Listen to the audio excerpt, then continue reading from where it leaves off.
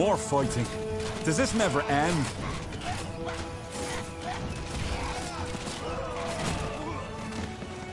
I understand. Get ready!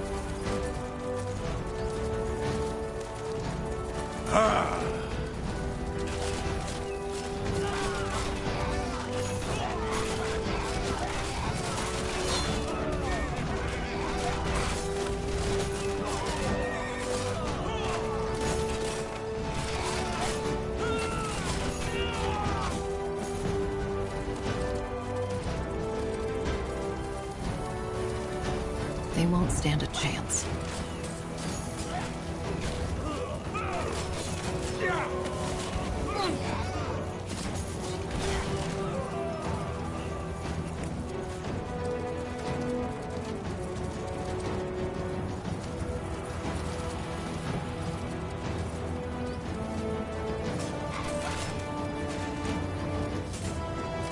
I understand.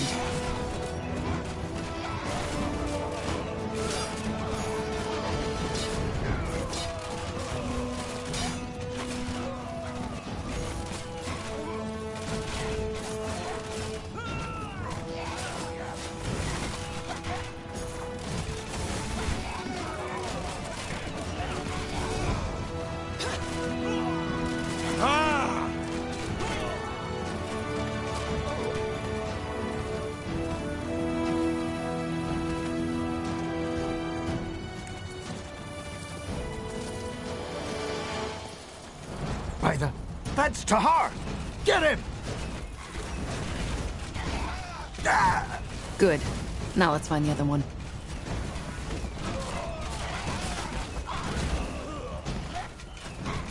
Whatever's necessary.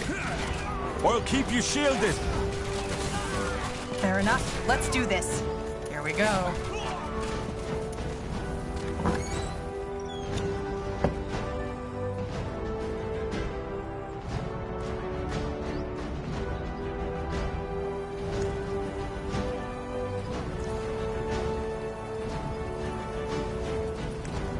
Sure.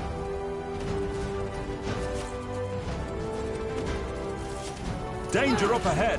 More fighting. Does this never end?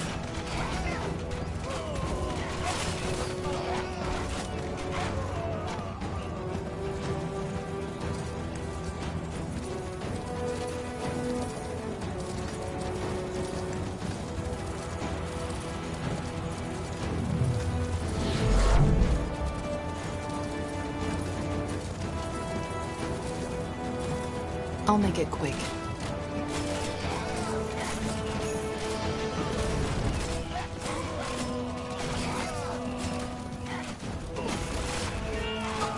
All right, here goes nothing.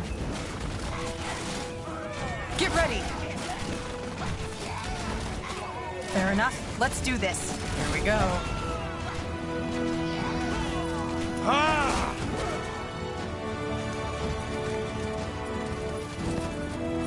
All right. That was the last one. Let's head back to Iskrim.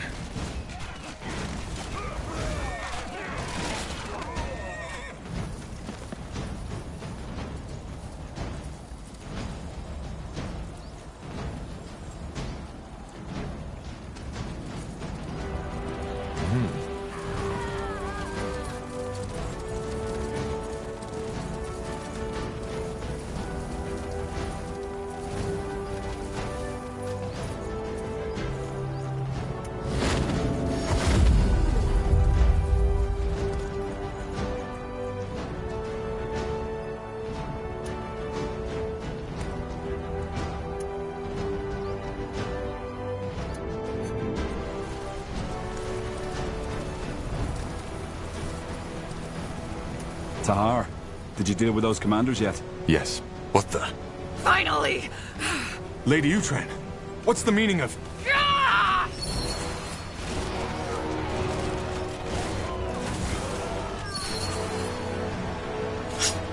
All right. One more step. I'm gonna slit my throat. I don't understand. Why did you betray the crown? Explain yourself. Explain yourself. Oh, Tahar, you must understand the situation. You're not in a position to give orders. So here's what's gonna happen. You will let me walk away unharmed. You can have my soldiers, I don't care. But if you make only one wrong move, I will end this by slitting my throat.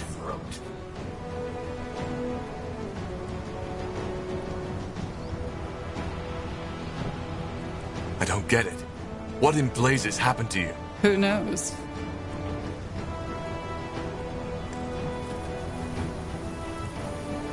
Fine. Get out of here. A man of reason. One more thing, though, before I leave. What? You will repent. All of you. Nihal's hammer. What was that? That is... Wait, I have a theory. About what happened to Myra? Yeah, but let's talk about that later. I think this entrance should be safe for now. The Death Towers will make sure of that. Good work. That'll help us. We need to discuss things at the Nexus. Of course. Thank you again, Tahar. I'm glad you're back. What do you mean? She was possessed. This doesn't make any sense. I'm afraid it does. But again, I have a theory. The rune. While you were asleep, I tinkered with it a little. You think the rune has something to do with this? A rune. But it's probably best if I show you. Follow me, Tahar. I'm coming too. All right, let's see. Turn around. Tiara's breath. So, you get the idea? Mind control. Yeah. There are still some critical problems with it, and what I've done is far from what the Harbinger did with Lady Moira. But, Tahar, this rune, it has so much potential. If you thought what it does with the Godstones was fascinating, it's just the beginning. The Shapers, the Gazarlanthep, they knew their full potential. And this is the reason they were so powerful. Do you see it now?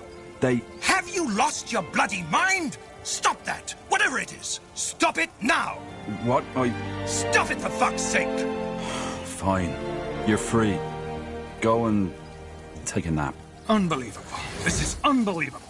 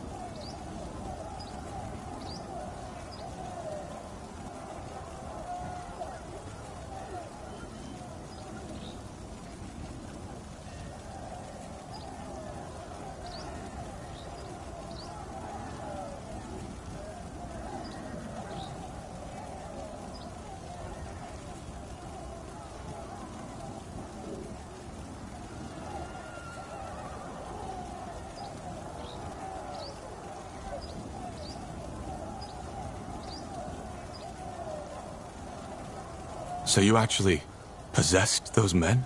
No, I mean, yeah, The rune did. Look, Tahar, I know that I was maybe a bit too enthusiastic here, but can't you see the potential?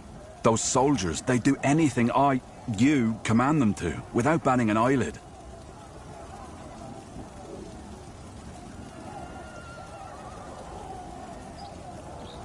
And you think that the Harbinger controls Lady Myra, right? Yes, and in an extraordinarily powerful way, if I may say so. Huh. In other words, we need to find a way to break that possession. Right now, House Utran is under the Harbinger's control. Madness. This is madness. Whatever it is, let's tend to the wounded first. We'll discuss everything else in the Nexus. Yes. Let's do that. So many casualties. I just don't understand. We just ended one war. Now the Harbinger starts another. Human nature, Tahar. People need an enemy. Peace is always fleeting. Do you really think so? I do. Interesting.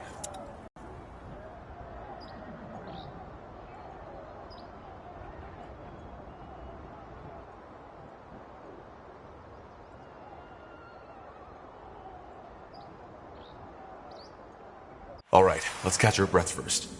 Angar, I'll talk to you when I'm ready to discuss the next steps. Good. I'll be waiting.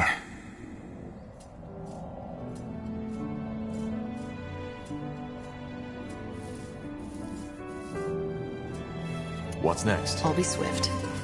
This way, right? Let us Tahar, thank Nihal if you're awake. For a while, I wasn't sure you'd make it. How do you feel? Out on the battlefield, we didn't really get the... Could be worse. Well, that's good to hear. It's a tragedy. The purity on the loose, with the power of the Archfire in the Harbinger's hands. Who could have seen that coming? For what it's worth, I'm sorry I had to go through this. I truly am. Be that as it may, all that matters now is that we stop him. What about you, Iskrim? I doubt whatever bargain you struck with Lacane still stands. You're still here, so I guess you aren't planning on leaving. Me? No, of course not. Where would I go, Tahar? There's no way of knowing what the Purity would do if they caught me. He wanted to kill you, so maybe Lacane doesn't want to leave any witnesses. Not to mention that we're still in the ancient Shaper city, full of marvels waiting to be discovered.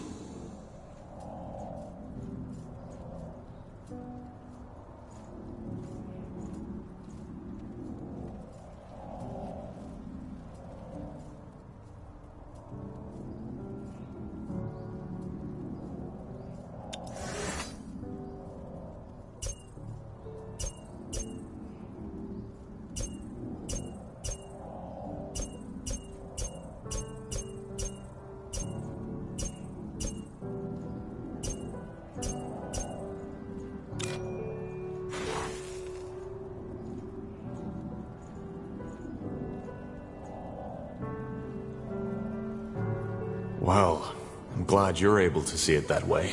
A frown hasn't helped anyone yet, has it? There's, one more thing I wanted to ask you. It's about your mother. Ask. I'm not sure how to say this, but she was a Shaper. A living Shaper.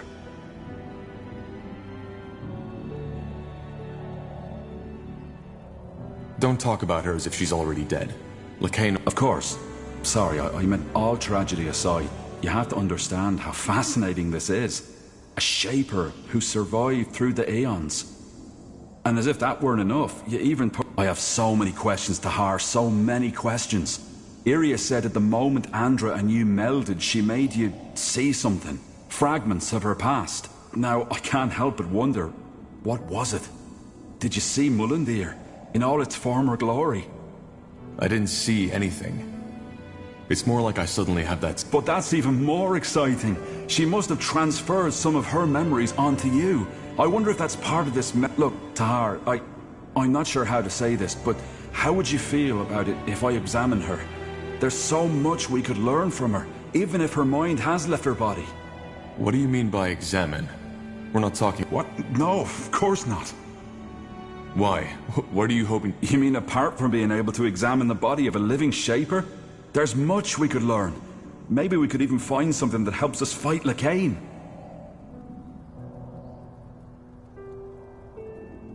If you really think it helps. All right. Do it. You really just said that? I'll talk to Undergast as soon as possible. His knowledge will be a great help. It'll be a while before we can start, but we'll do it as soon as possible.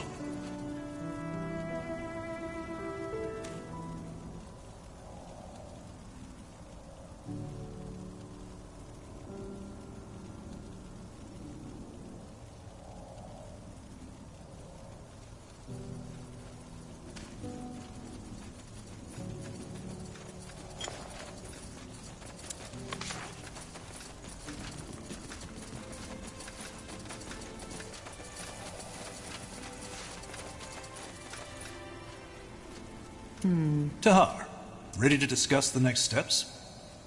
You didn't tell me yet. How exactly did you get here? Weren't you in Greyfell when the Harbinger took over? No, I wasn't. Otherwise, I wouldn't be standing here.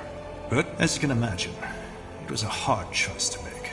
But eventually, I left my pride behind and realized attacking Greykeep with the little division I was traveling with would have been suicide. So you fled? We retreated. The rest is simple. We went to Iskander because we had heard the rumors about your army.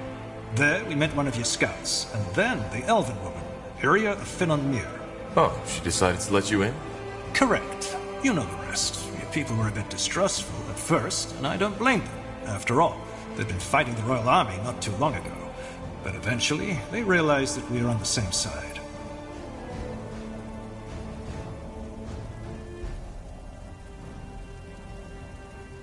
For what it's worth, I'm glad to have the Lord Marshal of the Royal Army in our ranks. Well, right now I doubt if I still deserve to bear that title. Half of the Royal Army is gone, but I appreciate the sentiment.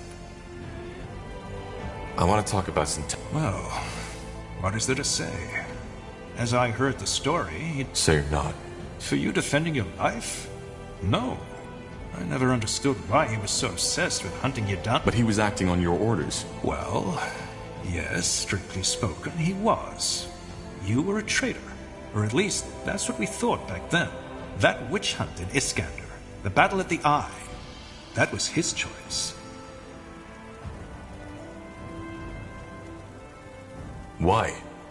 Why did he want me dead so... Well, I can only guess. But to me, it seemed as if he felt as if you had... He always spoke highly of you. Did you know that? At times, it almost felt as if he considered you his own kin. Well, if he did, he didn't show it very much. That doesn't surprise me. You see, Tahar, in the end, both he and I are men born from war. Seeing people die at your command, hearing the widows and the orphans cry as a result of it, you need to find a way to deal with it. And Sentenza did so by shutting off his emotions entirely. Or at least... But in the end, he always did what he thought was best for Nortender. He saw the Harbinger's true face, even before he revealed it. And I brushed it off as his usual distrust towards anyone, which was, as you know, a fatal mistake. And who knows, maybe if I had listened, it would never have come to this. Without the Harbinger, I'd be dead. That's true. But this discussion isn't leading us anywhere, Tahar.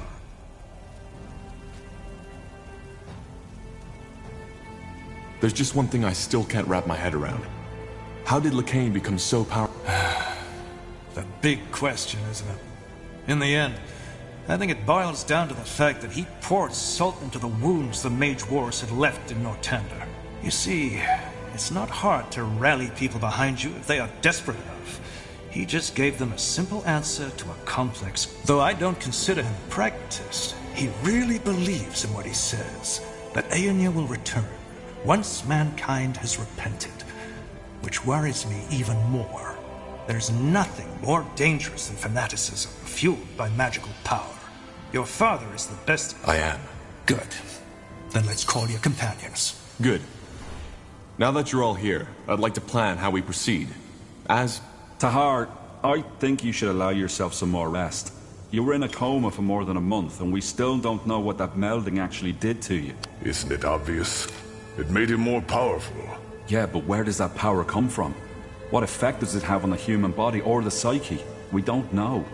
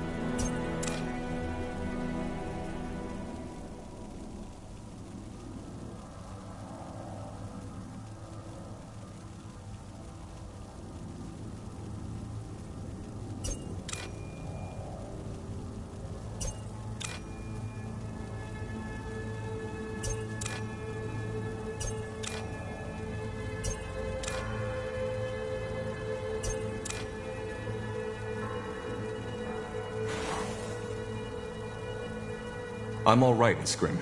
Just trust me. Fine. Then go on. Thank you. So, our objective is clear. We need to defeat the Purity of Light and save my mother. Angar, am I right to assume that Lacane made Greykeep his new base of operations? Correct. It's the center of his power, which is both good and bad. It's bad because Greyfell was built to withstand any kind of ambush. And why is it good? Because it also means if we succeed and reconquer Greyfell, we'll cut off the snake's head. Once we kill Lacane, the Purity will fall. However, there's no point in fooling ourselves. That battle for Greyfell will be bloody, and if we want to have even the slightest chance of winning, we need to join the remaining houses. Ultran, Hallet, and Wulfgar. Yes. If we put this army together with theirs, we might stand a chance.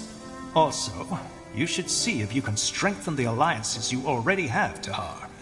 I have a plan regarding that. So do I. All right. So where do we... It's up to you. But before we can even think about arranging a conclave between the houses, we need to break that spell the Harbinger put on Iskra. Any ideas? Actually, it should be simple. We need to find the one controlling her, take the rune, and, well, destroy it in the fort. And who is controlling her?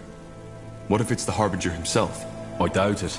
The manipulator has to be physically close to his subject, so it'll most likely be someone in Lady Moira's army. But your rune will react to another rune's presence, so once that person is near, you'll feel it. Good. Then The Harbinger has taken up position in Iskander, between the Utran and the Everlight border.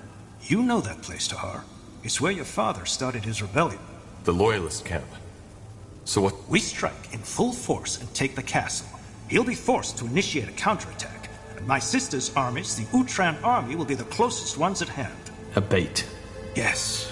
We hold the castle against the main army, whereas you, Tahar, and a small troop get behind enemy lines. You find the rune carrier and strike from the shadows. Obviously, you'll have to act quick. We can't hold against the entire Utran army forever. All right. So we take over the castle, wait for the Utran armies to cross the border, sneak behind our lines, and eliminate the rune carrier. And once Lady Moira is freed, we will try to gain the support of House Hallett and House Wulfgar. Yes, though we'll need to take care of something else before that. But let's discuss... Agreed. One more thing. This will be dangerous, and our original mission has been completed. In other words, if any of you are thinking of leaving, now is the time. Well, then we best get prepared now. I'll tell you when we head out. Understood. Tahar, I'd also like to talk with you if you have a moment. Corporal Tahar. A word, if you will? Who are you? Private Miller, Corporal. I'm from the Royal Army and came here with the Lord Marshal. We've captured someone who we suspect belongs to the Purity. He was seen in the deserted village outside this city, and he looks suspicious. He claims to be a simple courier sent to deliver a message to you, but we didn't want to take any risks. He's outside. Waves. I see.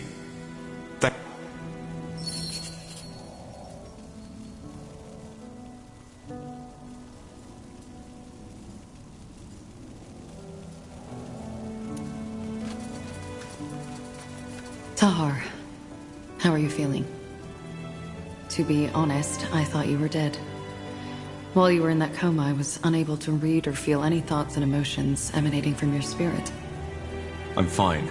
That's good. There is something else I would like to talk about. Your friend. Now you know what killed him. Her. She was a woman, and her name was Mila. But yes, that's right. It was your mother. The Shaper.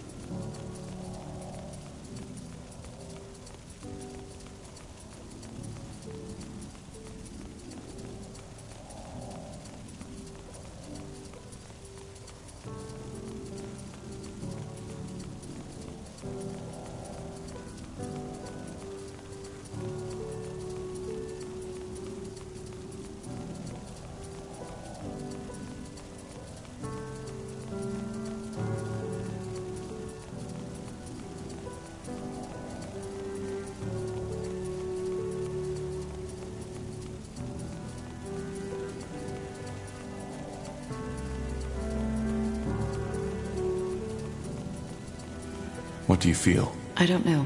Ultimately, the question I asked myself is, can there be culpability if there was no ill intent? I've done many things which people might consider evil, but then again, I didn't do them out of malice, but because I needed to. Because feeding my urges is the only way for me to survive. I know the situation is slightly different from your mother's. She didn't know her song killed people, but ultimately it did. So the question is she to blame for Myla's death? And if not, who is? There is no blame. No. At least I know now what happened. That alone gives me some kind of closure. And what now? Yes, I will. For what it's worth. It's good that you feel that way. Let us talk later if there's something to talk about, Tahar. Thank you for your time. Ah, I was hoping you'd come by. That was quite the surprise visit, wasn't it? The Harbinger couldn't have picked a better time for his attack. I guess you could say that. How's your injury? That blast from the barrier looked quite... The blast? Oh yeah, sure. I'm as good as new. One of the perks of being a light maid. Tahar? What do you mean? Well, what you discovered in that dungeon. I didn't see that coming, honestly. I mean, I'd always felt you were different, but an experiment of your father? And now that bastard Lacane took your mother. It's just... one tragedy follows another. Now I feel almost ridiculous thinking about my supposed problems. We can still save her. Yeah, Blazes. How crazy does that all sound? A half-shaper whose mother's spirit has been stolen by a religious fanatic. If all this weren't actually happening, I'd think I'd be watching a bad play. Though you'd definitely be the tragic hero in this, and I don't envy you.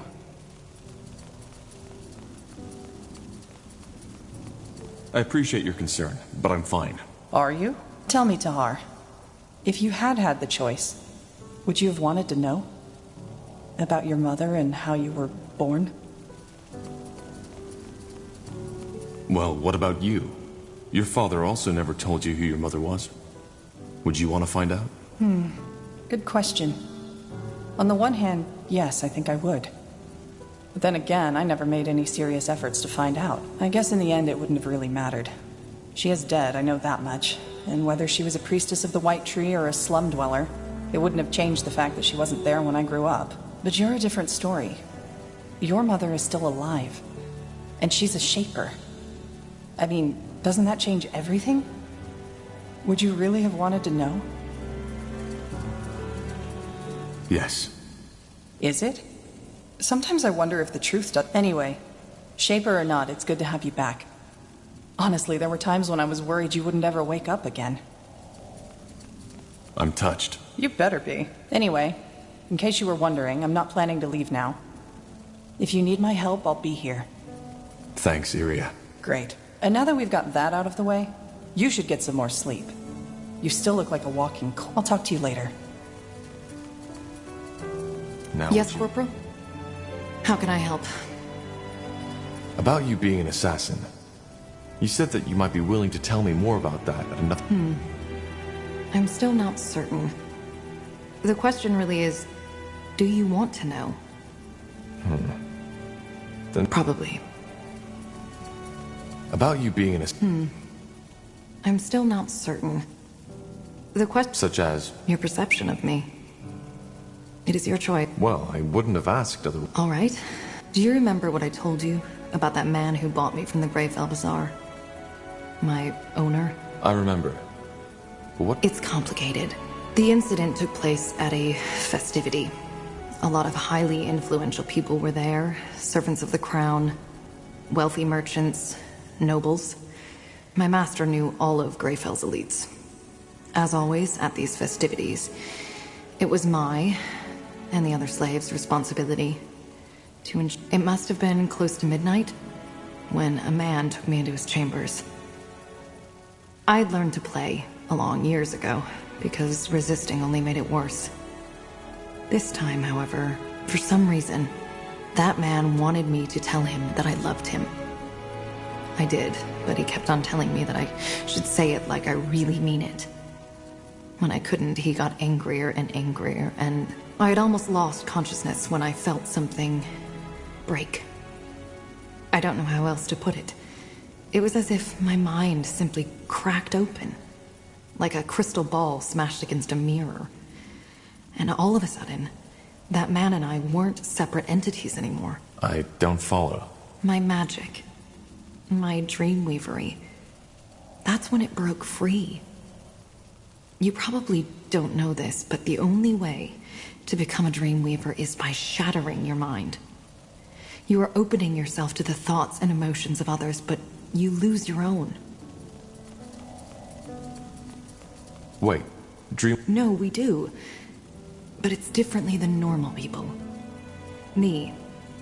The Iane you're talking with is the result of long work and studying of I know how to blend in. To seem like I'm just like you. But the world inside my head is an entirely different one.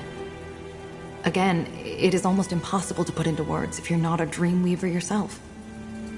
What happened to the man? I killed him. It wasn't a conscious choice. Looking back, I even think that shattering my mind was my body's way of ensuring survival. I closed my eyes, reached out for the man's mind, and just crushed it. The man gasped, lost balance, and fell right off the bed. He wasn't dead yet, but unable to move. Like a puppet rid of its strings. At first I was disoriented. But then I felt it, for the first time. To kill him? Yes. To massacre him. Hear his screams. To see his life taken by my hand. I grabbed a lantern that was standing on a bedside table and knelt over him, and... well, you can picture the rest. To get back to your original question, that urge, it stuck with me. I think that the moment when my mind shattered and I became a dreamweaver was what unlocked it. Ever since then, I've found violence and bloodshed to be ecstatic, erotic even. And when I kill someone, like I killed that man, I feel alive. Actually, it's one of the few times I am capable of feeling anything at all. Huh. And this is why you became an assassin? Yes. My master introduced me into the craft. Probably because he knew that my dreamweavery had changed me. I wasn't just a slave child anymore. I was a weapon now. More than that, even. I needed what these new tasks my master sent me on provided me with. It had become a basic need of mine. Of course, I briefly considered changing my profession after my master had his accident. But I didn't. Killing is something I need. As much as a child needs the love of his mother. If I don't feed my urge, I will die. Not physically, but mentally. I just know this.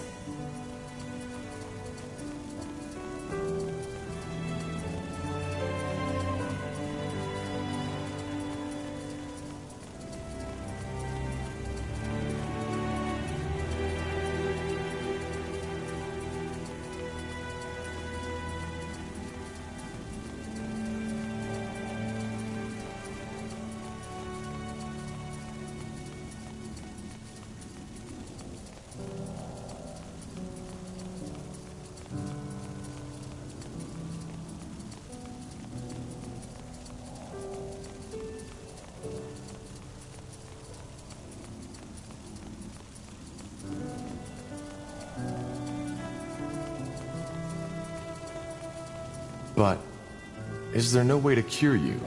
To return your mind to its original state? No, there isn't. Well, that was definitely not what I was expecting. I can imagine. That's a lot to take in. I know. Now tell me, Tahar. Do you regret asking me this question? Knowing all this, do you think I'm a monster?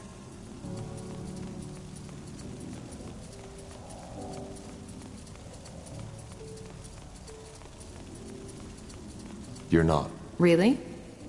That's unexpected. Anyway, I would like some time for myself now. I hope you understand. Corporal? Need anything?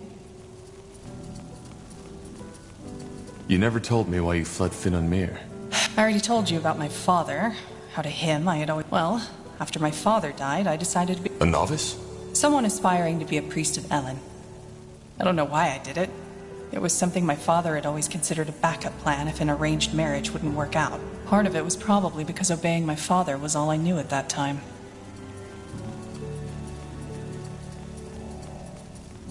Was it difficult to receive the novitiate? Not for me. First of all, I was a good candidate. I was still very young, not even in my 30s. And I already knew a great deal about magic and healing. Secondly, I was, after all, pure blood. That helped as well. What does life as a priest of Ellen look like? Boring. Though not as boring as a Northander monk's life. You are free to have family and to indulge in the earthly pleasures. Still, your life is devoted to worship.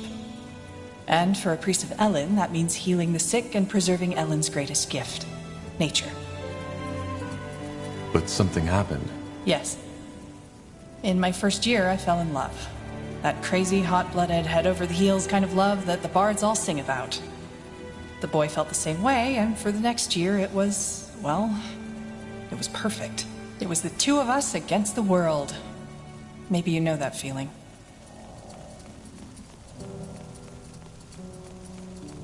And the priests didn't mind? Priestesses. Only women are allowed to teach. And no, they didn't. Elves consider love to be a blessing of Ellen. Forbidding it would be near absurd. I have no clue where your monks got that idea from. Though, of course, that boy and I tried to, restrain ourselves when the situation demanded it. What was his name? Doesn't matter. Huh. And I guess your romance didn't end well. You guess right. But it was more than that. You know, I told you how I always felt estranged around other people. I knew how to put on a smile, how to make myself fit in, but it was always fake. Shallow. With him, it was different. Dramatic as it may sound, I thought I had finally found someone who understood me. Then there was the novitiate.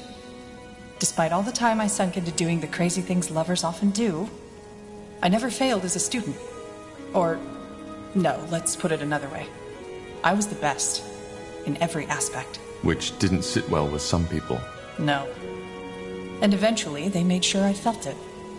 They excluded me from everything, stared at me when I walked by. It hurt, yes, but I convinced myself it didn't. I've always been good at that. But what happened? My lover's friends started manipulating him. Telling him that I only saw him as my pet, that he was a failure, and that I only kept him around to feel good about myself.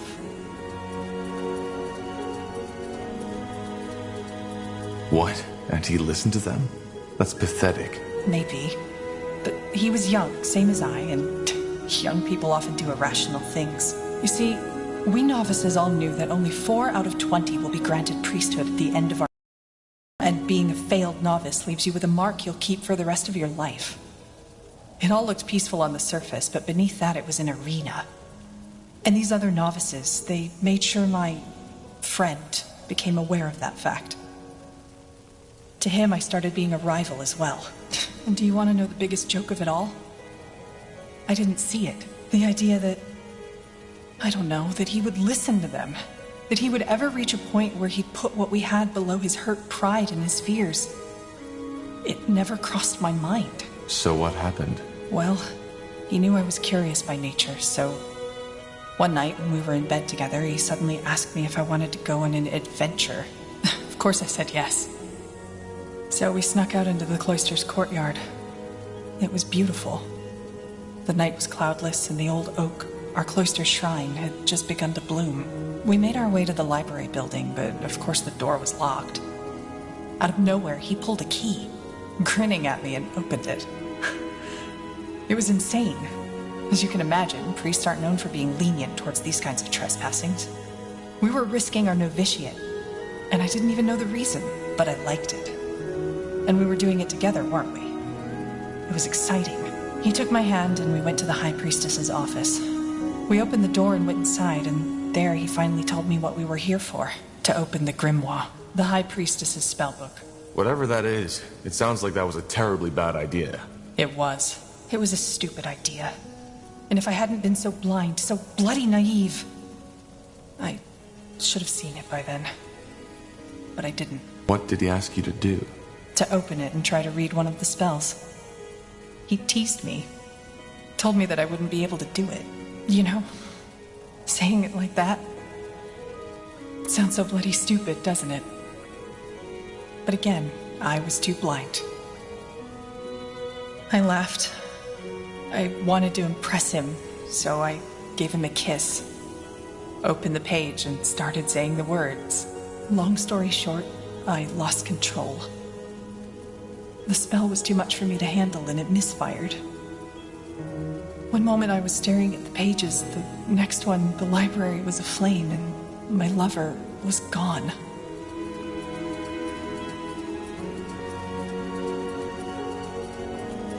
I'm sorry. Don't be. I was the one too stupid to see it coming. How far did that fire spread? Not far. It was put out before it could do real damage. But, of course, that was the end of novitiate. I was thrown into the cell of shame and sentenced to 12 years of polishing prayer banks and cleaning floors in the shrine. Your lover, did he regret it? I think so. The only bloody gratification I ever got from this. But even if he would have confessed and begged me to take him back, I couldn't have. All that connection, that trust, it was gone. Worse, it was tainted.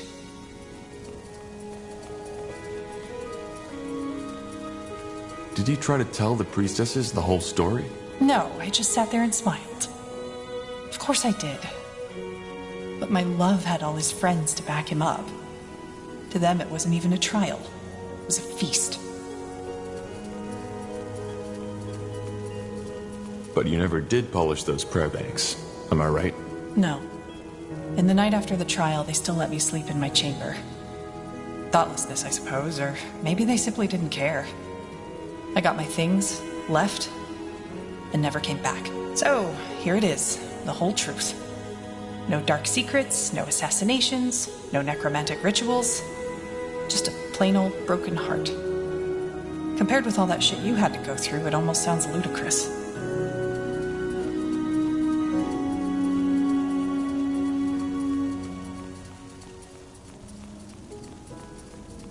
It doesn't. Being betrayed by someone you trust often hits the hardest. Yeah, I guess. It's just, I don't get it. How could he give all that up? I mean, there was something between us, you know? Something rare, something precious. But no, he threw it all away for his fucking vanity. But in a way, it's just a continuation of what I've always known. Wherever I am, I'm a stranger. People don't like me, and I don't like them.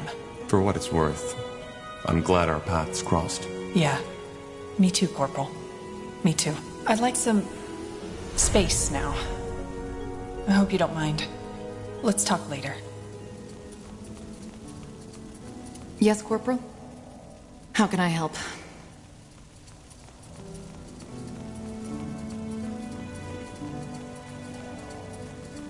I'd like to know more about... I'm not sure what there is to say. You said you know where we can find more allies. Yes. I'll be brief. While you were asleep, an elven messenger came by. Varden Merilith. Merilith? What did he want? Only that he needed your help. They, that is, he and a couple of his followers, seem to be somewhere deep in the Leafshade jungle, near the Hallaish ruins.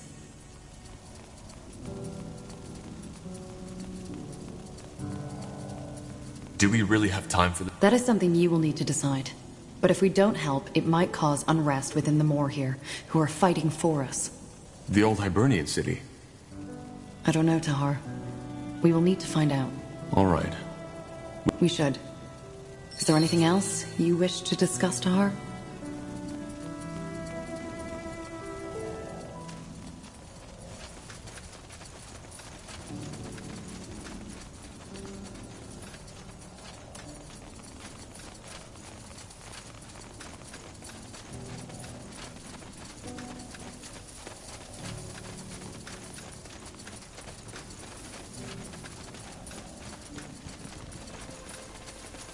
Tahar, what is it?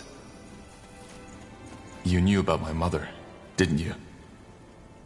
That's what you hinted at back at the Forge, before we set out to the Eye. Well, the answer is yes, but they weren't enough to go on, and I had no idea your mother was connected to the Bloodburn.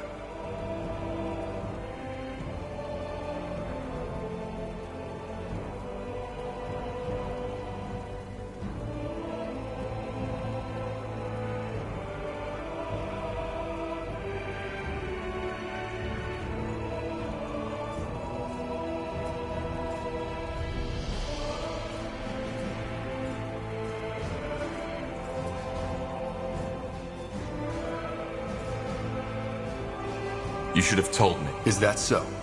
And exactly what should I... That I believe you might be the result of your father's experiments? That you're the offspring of some long-dead, forgotten race? Tell me, Tahar, what for? I mean, at best, you wouldn't have believed me. And at worst, it would have cost you your sanity. So no, I don't think I should have told you. I didn't know if these suspicions had any substance at all. And I would have been at great risk, especially back then when you were still part of the rebellion.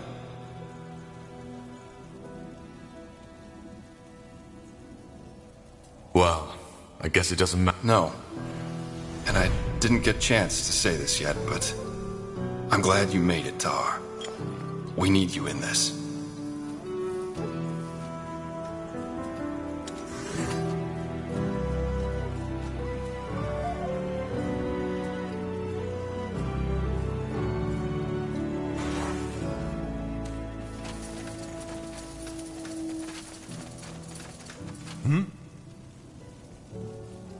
Did you ever think about what would happen if the Queen never... She will wake up.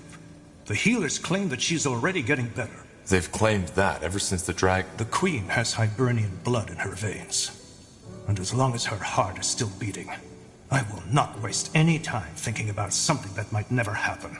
Though, of course, that is not to say that others at the court haven't done it. Most people believe that Queen Aelith doesn't have an heir. But that's wrong. She does. Really? Who? A cousin. I suppose you know about the Queen's problematic ancestry. The ability to give life has always been impaired in her bloodline, which is why she does not have any brothers or sisters. However, it was rumored that her uncle, Anno Aelith, left an heir before he died. It's the first time I've ever heard that. Yes, because the Crown took measures to quiet these rumors. Suffice it to say that Queen Aelith's supposed cousin is far from an ideal candidate for the throne. But I will not go into detail on this topic. It is irrelevant. And it will stay irrelevant. Because the Queen will survive. I can feel it. I wanted to talk... I had a feeling you would. Look. Back at Greykeep, the situation seemed crystal clear. You killed 3 of your brethren, and General Noria openly spoke out against you. Similar to my policy regarding the purity of light, I can now see that I was wrong. But again, all I did was to take all factors into consideration and decide accordingly. It was all I could do.